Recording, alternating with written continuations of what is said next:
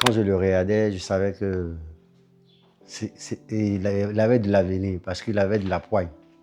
Consommer sain, consommer responsable est une exigence de la sécurité alimentaire. Toi et nous, c'est famille.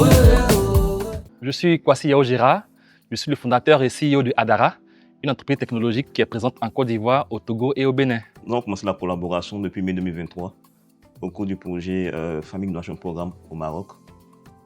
NankoClick, dans sa version ancienne, avant le programme n'était pas assez bien structuré sur des questions de process, des questions de tâches effectuées par différents membres sur la chaîne de valeur. Adara a été créé il y a de cela 5 ans et durant ces 5 dernières années, on a eu à travailler avec plusieurs organisations internationales et même des gouvernements.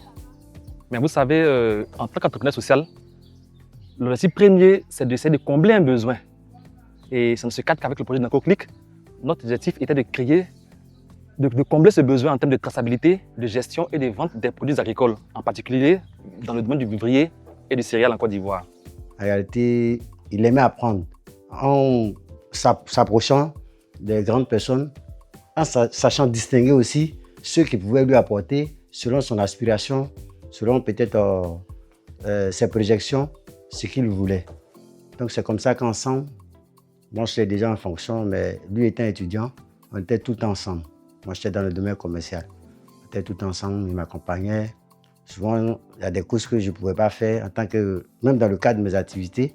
Mais quand je l'envoyais, il me revenait avec des résultats positifs. Le domaine de l'agriculture en Côte d'Ivoire et en particulier en Afrique est très difficile puisque la plus grande cible qu'on essaie d'atteindre, ce sont des petits exploitants agricoles qui n'ont généralement pas assez de moyens. Donc il faut user d'assez de patience et de résilience. Il fallait d'abord sur le terrain recueillir les besoins réels des producteurs, ce dont ils souffrent. Et après avoir recueilli ces besoins-là, je pense que quand on crée une solution, à la longue, même si au début c'est difficile, on pourra vraiment avoir une solution qui est à la fois utile pour les producteurs et aussi lucratif pour le concepteur, dont l'entrepreneur. Depuis que le projet s'est déployé au niveau de, je dirais, DG Green, il y a eu plus de structuration. Et nous, dans notre collaboration qu'on a avec NankoClick, notre structure de grenier travaille sur la section distribution des produits vivriers en milieu urbain.